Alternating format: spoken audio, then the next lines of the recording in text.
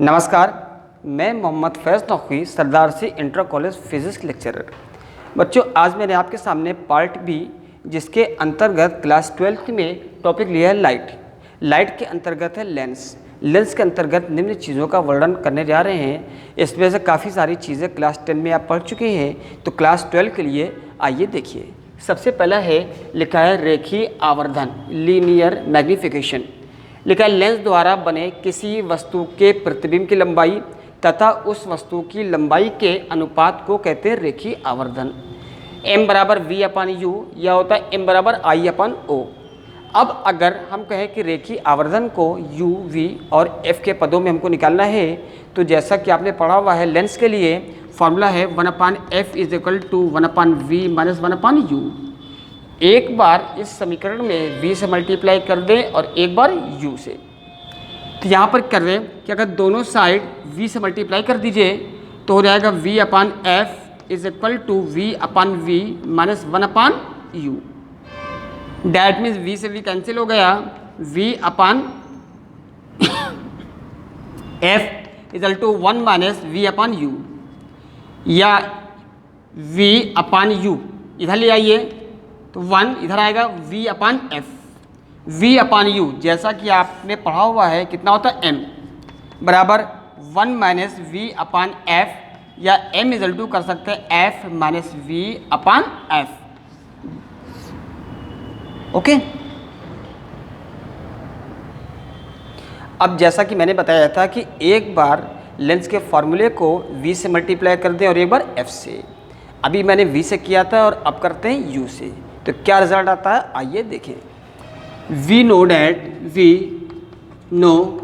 That lens formula 1/f is equal to 1/v minus 1/u।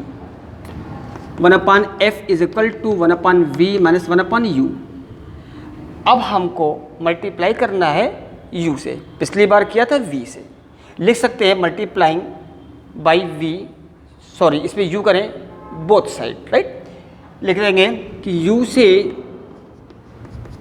दोनों ओर गुणा करने पर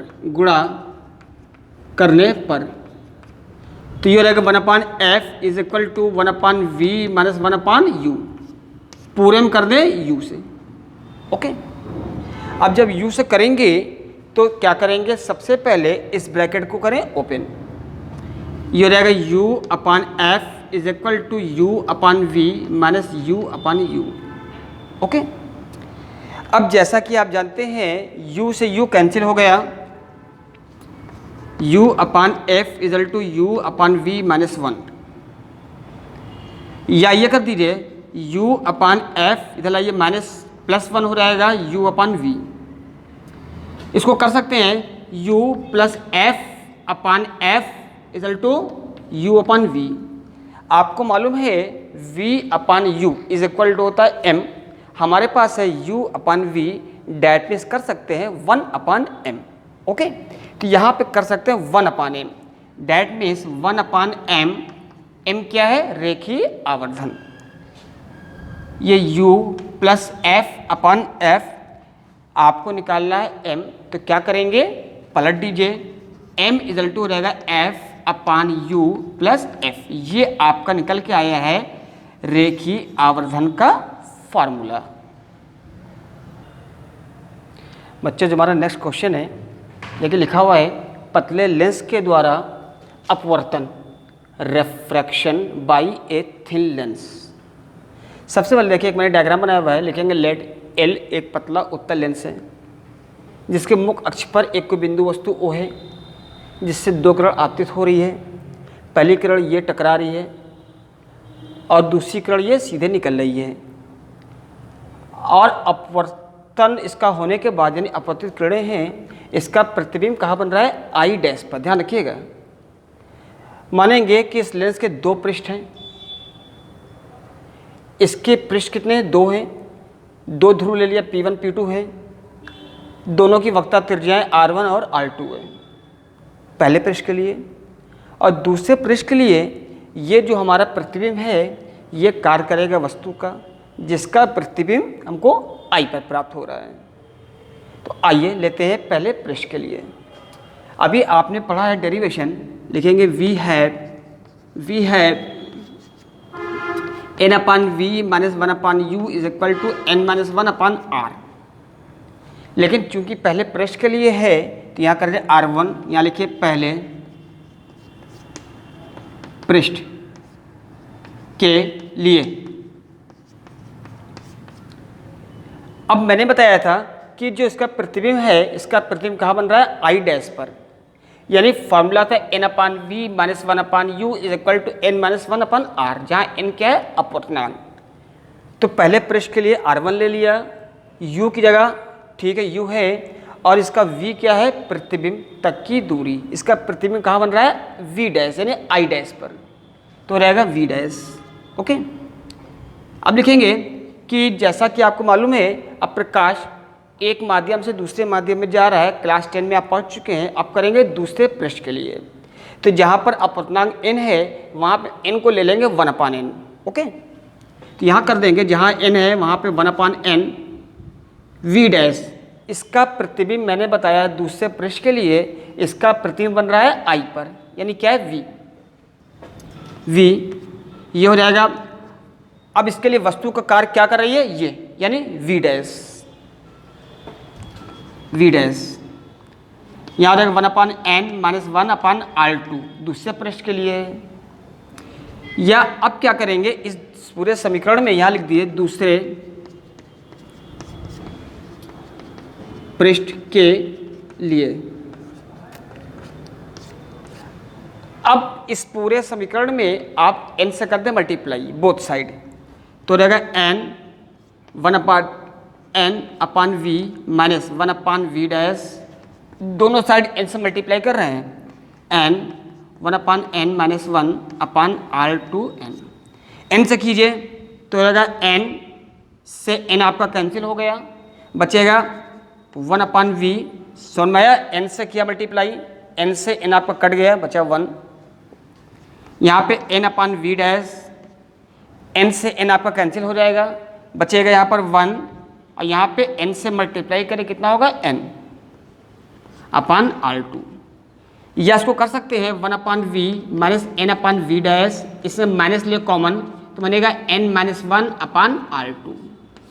माइनस कॉमन क्यों लिया, जिससे कि हमारे समीकरण फर्स्ट के रूप में ये आ जाए। अब हम क्या करेंगे, दोनों समीकरणों को जोड़ दें। कौन कौन से समीकरण हैं, एक ये आपकी समीकरण पहली है और ये समीकरण आपकी दूसरी। लिखेंगे बाई एडिंग बोथ इक्वेशन, लिखेंगे कि बाई एडिंग बोथ इक्वेशन, दोनों समीकरणों को जोड़ने पर।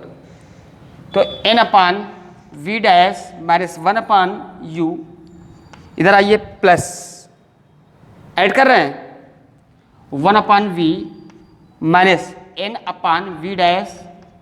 देखिए इसमें से n माइनस 1 इसमें भी है, n माइनस 1 इसमें भी है, तो n माइनस 1 आपका कॉमन हो जाएगा।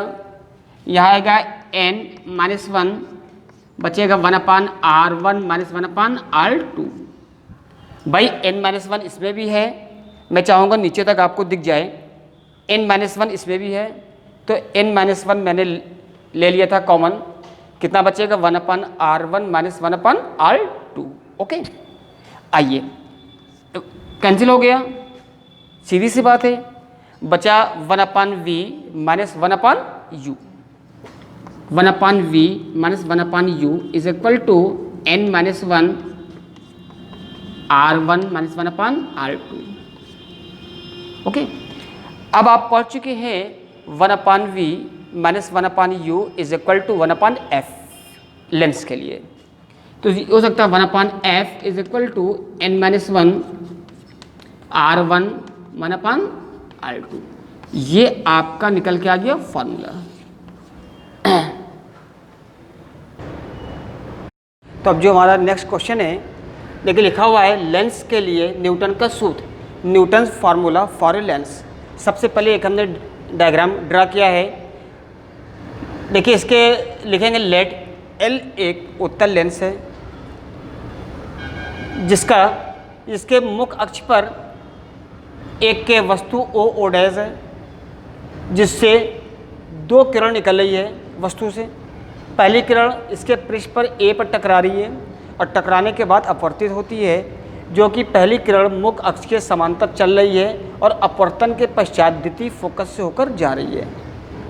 दूसरी किरण इसके प्रथम फोकस से होकर जाती है और अपवर्तन के पश्चात मुख्य अक्ष के समांतर हो जाती है और बिंदु आई डैश पर मिलती है। दोनों ही अपवर्तित किरणें, जो कि आई डैश, ये वस्तु ओ डैश का वास्तविक प्रतिबिंब है।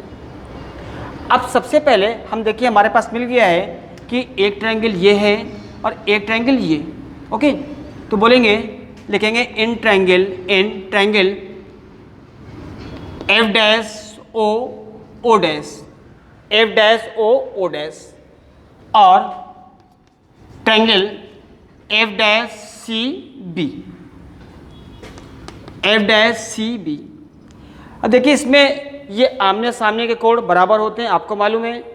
एंगल 1 एंगल 2, तो angle 1 is equal to angle 2। ये एंगल 90 का है तो ये भी एंगल कितने का है, 90 का है। इट मीन्स कह सकते हैं कि दोनों त्रिभुज एक दूसरे के समरूप हैं। अब जब समरूप हैं तो ले लेंगे ये याद रखिएगा कि इसका लंब बटे इसका लंब, इसका आधार बटे इसका आधार, तो रहेगा कि ओ डैश अपान बी सी। अब हमने इसका लंब लिया था इस त्रिभुज का, तो इसका आधार है ओ एफ डैश, इसका आधार कितना है, एफ डैश सी, एक इक्वेशन। अब आते हैं, लिखेंगे कि इन ट्रायंगल कौन कौन सा ले लिए, f c a, triangle f c a और triangle f i dash i, f i dash, जी मान लीजिए एफ आई डैश। ओके, फिर देखिए ये कोण बराबर है, एंगल सी इधर 90 है तो एंगल आई कितना है, 90 है। डेट मीन्स कह सकते हैं दोनों त्रिभुज समरूप है तो फिर उसी तरह से लंब बटे लंब, आधार बटे आधार, या ये कर सकते हैं इसका लंब बटे ये आधार, इसका लंब बटे आधार। सो जो आप चाहें, तो यहाँ लिख देंगे कि ए सी, इसका लंब लिया बटे ले ले आई डैश, इसका आधार लिए एफ सी बटे होगा एफ आई, तो इसका हो जाएगा कि एफ सी बटे एफ आई।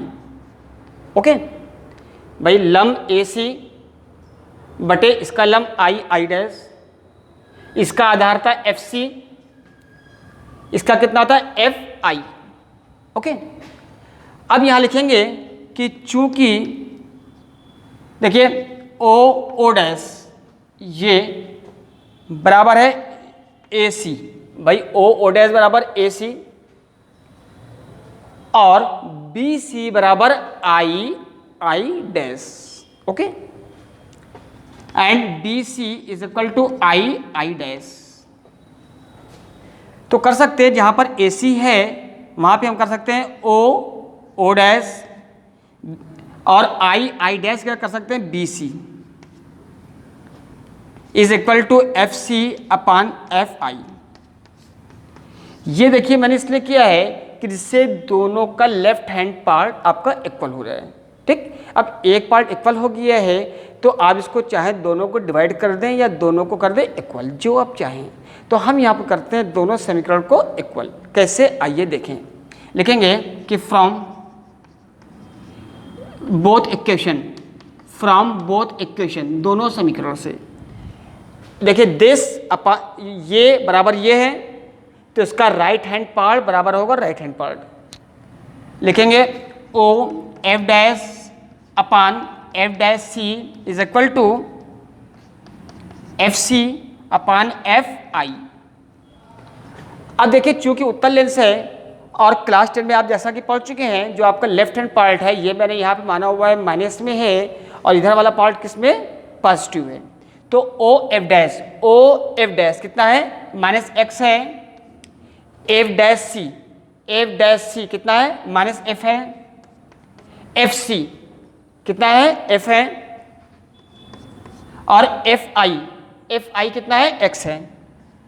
ये कैंसिल हो गया। तो यहां पर देखिए ये था आपका, इधर मैंने लिखा हुआ था यहां पर ओ एफ डैश, यानी ये आपका कितना था, एक्स, और यहाँ पे इसको मान लीजिए एक्स डैश कर लें, यहाँ पे इसको आप जो है एफ डैश कर लें चाहे तो ये हो जाएगा डैश में। या कर सकते हैं X dash X is equal to F dash. ये आपका फॉर्मूला निकल के आया है न्यूटन्स लेंस के लिए, न्यूटन्स का सूत्र। तो बच्चों आज मैंने आपको कई सारे डेरिवेशन बताए, उम्मीद है कि आपको पसंद आए होंगे, इसलिए ज़्यादा से ज़्यादा इनको कॉपियों पर हल करना शुरू कर दीजिए। चैप्टर लाइट थोड़ा सा टफ होता है और ये इस पढ़ाई से इतना आसान नहीं है, फिर भी मैं कोशिश कर रहा हूँ कि आपको समझा सकूँ, इसलिए इसको ज़्यादा से ज़्यादा इसको रिवाइज़ करिए। और कोई भी परेशानी हो पर प्लीज़ मुझे कॉन्टेक्ट करें, और किसी भी परेशानी को पूछें सर ये चीज़ कैसे है, मैं आपको बताऊँगा। ज़्यादा से ज़्यादा इसको लाइक करें, सब्सक्राइब करें, और आगे के भी कई सारे इसमें डेरिवेशंस हैं जो भी वीडियोस में आपको मिलेंगे। जय हिंद, जय भारत।